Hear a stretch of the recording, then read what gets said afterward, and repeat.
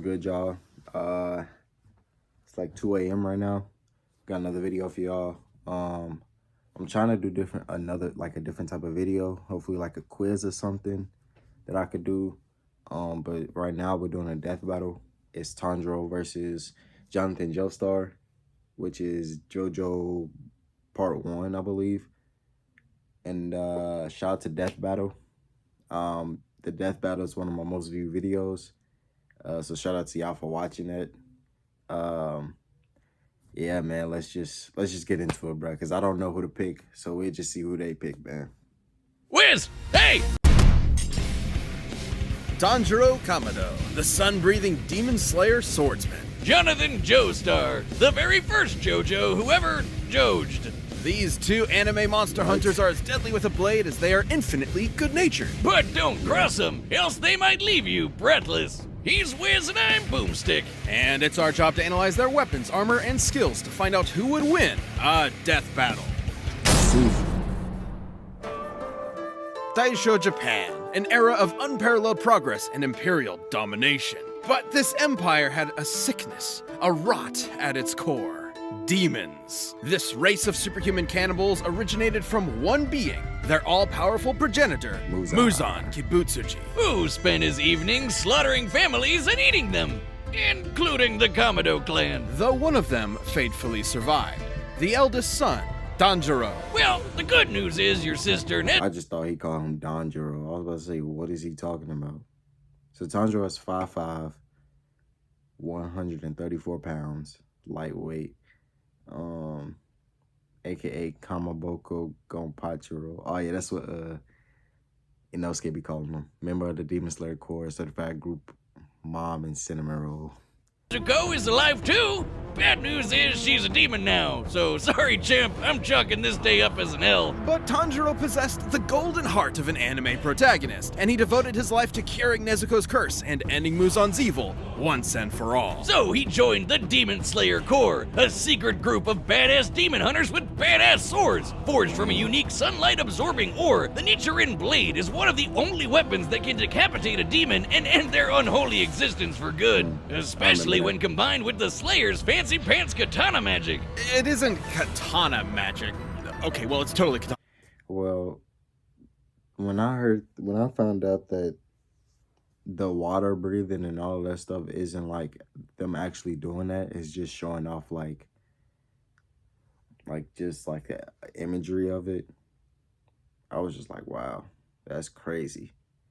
But then that kind of sucks too, because like he really just swinging his sword around and ain't nothing coming out of it. But it's still cool either way because he defeating demons, so. Magic, but that's not what it's called. Yeah, it's breathing, which is so lame. Anybody can do that. Oh God, I was wrong. The use of breathing is crucial to real-life martial arts. Deeper breaths massage the organs below the diaphragm, relaxing your body and lowering its energy requirement, while simultaneously giving you more energy to use. Tanjiro mastered this breathing shit so well, he could do it in his sleep.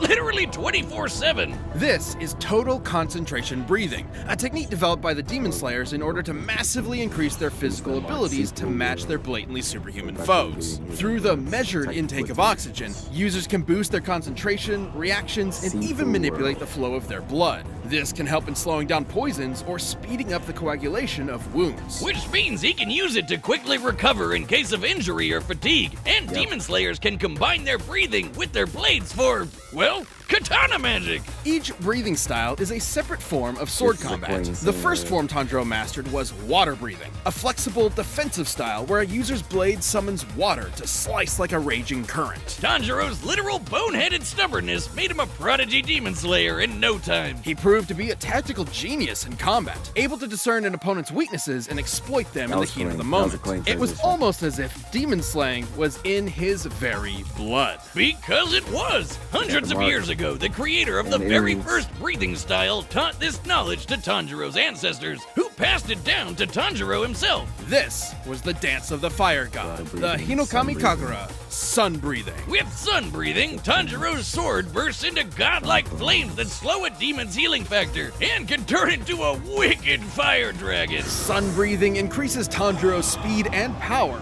but at a cost. It will quickly tire him out, and overuse could severely debilitate him. Which can also turn on this really distracting birthmark on his forehead. Through intense stress and exertion, Tanjiro can activate this Demon Slayer mark, which boosts his already crazy strength and speed even further. And gives him access to the see-through world. Basically, it slows down time for Tanjiro and gives him X-ray vision. This allows him such a precise understanding of his opponent's muscle movements that he can predict their future actions, sort of like a spider sense. He can even do the same with just his sense of smell. No Demon Slayer mark needed. Not only can his nose detect people from hundreds of yards away, it lets him find an opponent's opening in battle even easier than before. You'd think being an anime swordsman would make Tanjiro even edgier than his blade, but he's basically the group mom, with an innocent little cherub sweetness matched only by his raw badassery. Tanjiro is tough enough to survive being stabbed in the stomach, fast enough to dodge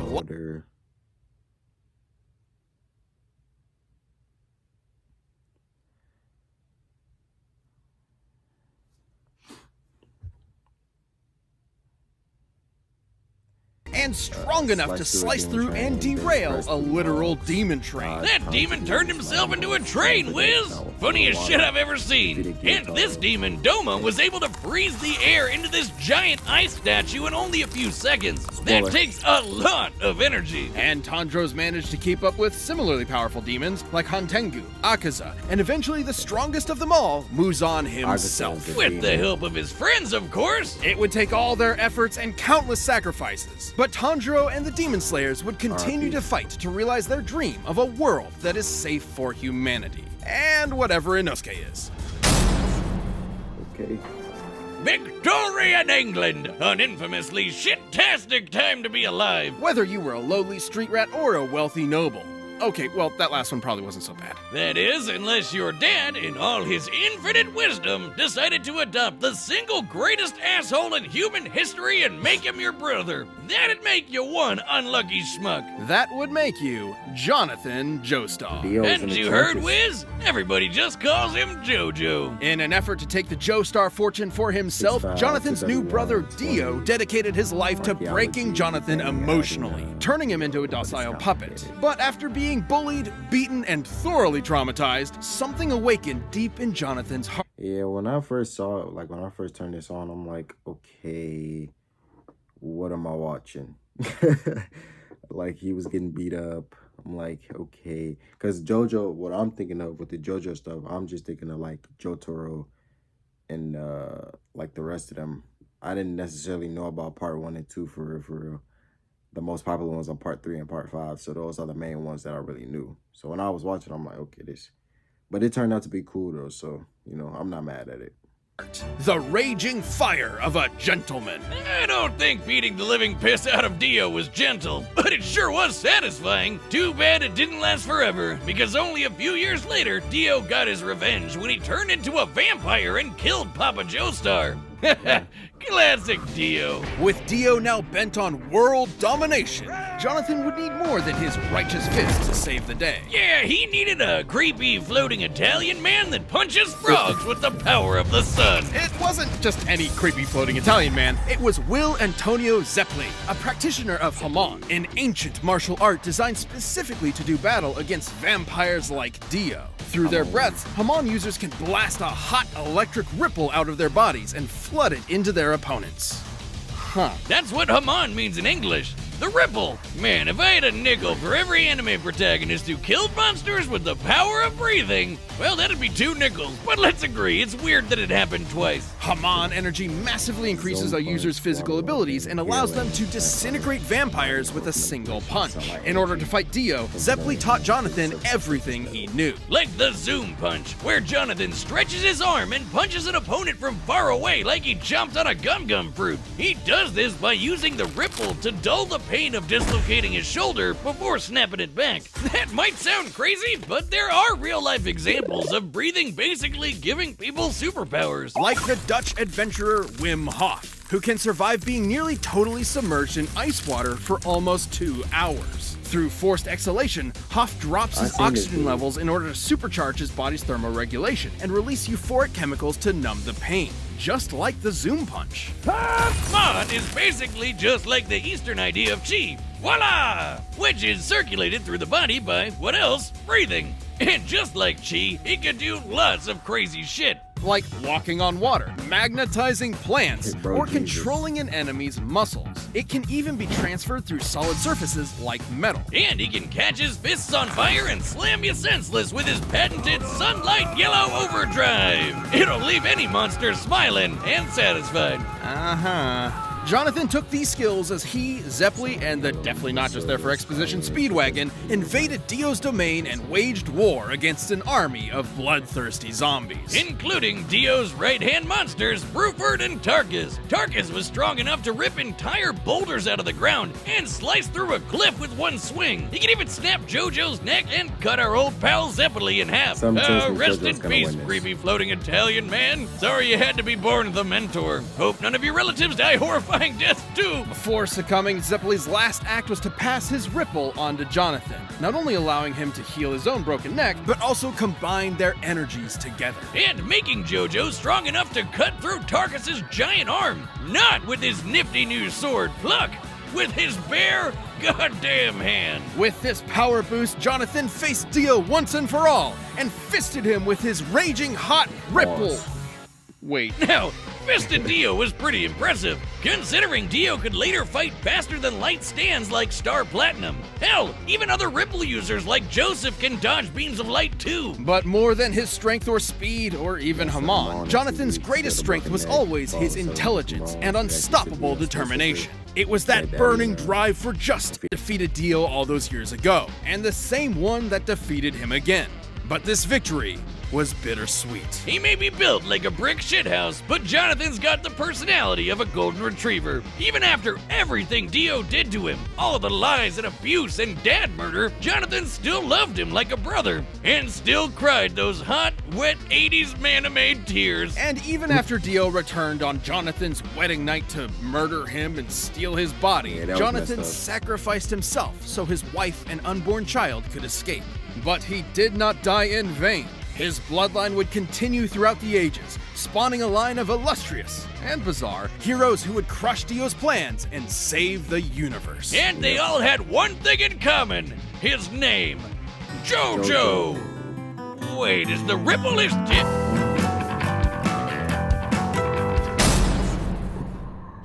All right, the combatants are set. We've run the data through all possibilities. It's time for a death battle! JoJo's gonna win. This episode. It's a pretty scene. Step aside! I've sworn to slay all of Dio's demonic minions. I don't know who you are, but you better leave her alone. You poor wretch, shackled by the chains of this harpy's insidious mind control. On my honor, as a gentleman, I will free you! Oh, I'm sorry, sir. Did you bump your head?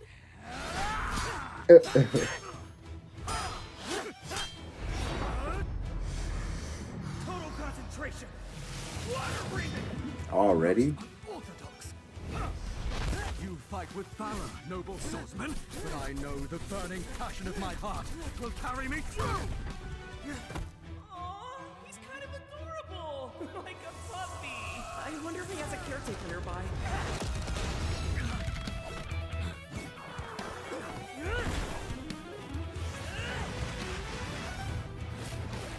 Okay. Valiant footwork! Damn.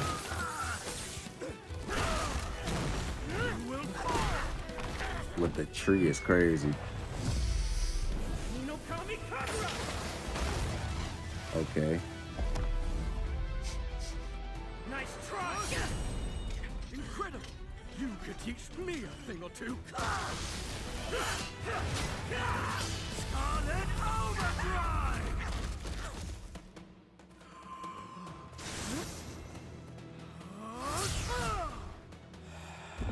Okay.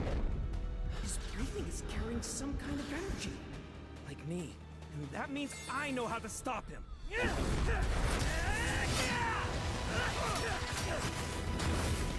focusing on my neck! Does he know? Metal, silver, overdrive! Ouch. They just heard it.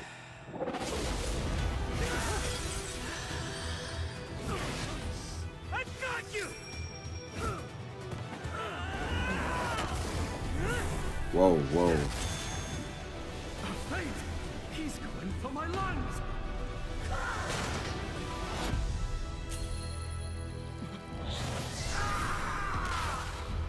2 inches off. Did he dodge?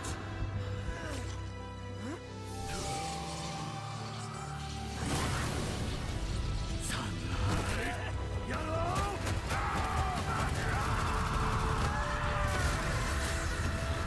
Oh, damn. She's my sister. On my honor as a gentleman, I will protect her with my life.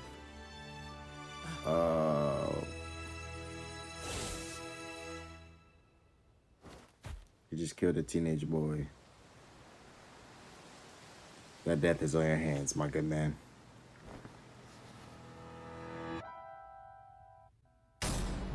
KO! I'm not crying. I'm only crying really hard. Holy shit, hold me, bro. Please don't touch me. On paper, Tanjiro did initially seem to have more advantages in this bout. For sure. He'd been training for way longer than Jonathan, and Yeah. with way more experienced teachers. Tanjiro's Demon Slayer journey took place over a couple of years, while Jonathan's Ripple training was less than a month. Tanjiro was obviously a superior swordsman with a variety of powerful techniques and katana magic, while Jonathan really only improvised as a swordsman. But that's where the advantages stopped. Sure, Jonathan wasn't a natural swordsman, but he more than made up for it in hand-to-hand combat, while Tanjiro was pretty much out of options without a blade. Jonathan also had an edge in strength. Comparing Tanjiro to Doma and JoJo to Tarkus, Jonathan Even if we apply kinetic energy to Tanjiro's speed feast, the results will still be inferior to those of the other major JoJo feasts that Jonathan scales to, such as Jolene deflecting meteorites. was over twice as strong. And while Tanjiro later fought the more powerful Muzan, Jonathan did the same with Dio. He was way faster too. While Tanjiro and his pals could dodge lightning, we can compare Jonathan to other Ripple users like Joseph, who could dodge light, which is over 3,000 times faster. That might seem crazy, but in Part 3, Dio was able to keep up with stands like Star Platinum, which can move faster than light. Dio did. Well, that Dio is also a stronger Dio. So, like, let me be quiet. This on his own, and that was while using Jonathan's body. Oh, it said that he was able to react to people who could react to light beams, so okay. With multiple ways to predict Jonathan's movements and see the flow of his Ripple with X-ray vision, Tanjiro would not have been fast enough to keep up. Especially with the Ripple backing him up. Sure, the water and fire Tanjiro generates is impressive, but Jonathan was tough enough to power through it. Tanjiro, though, had no way to defend against the Ripple Okay, by superior passing his healing. durability and directly messing with his organs. Such as manipulating his muscles like a puppeteer, or directly shutting off his brain or heart, something other Ripple users have done to ordinary humans with a single zap. And Jonathan had the opportunity to do this literally every time Tanjiro blocked his blade. Sure, Tanjiro could recover himself with the breath, but that'd be a breath spent healing Spirit and training, not, see through world, fighting. And while slower, sun breathing's overuse was dangerous to sun Tanjiro, breathing, JoJo's Hamon Nature had and no bathe, such drawback. faster, Which meant stronger, that JoJo come could on, keep fighting for as long unarmed as he needed combat, to. potential Tanjiro was insta-kill. never going to go down easy, but Jonathan's speed, Hamon, and righteous gentlemanly fists carried him to victory. Jonathan took Tanjiro's breath away. Okay, The winner is Jonathan Joestar. yeah, I figured. Thank you for watching. Stay tuned. Alright, y'all, that's the end of the video, man. Shout out to Death Battle. Their stuff will be in the description.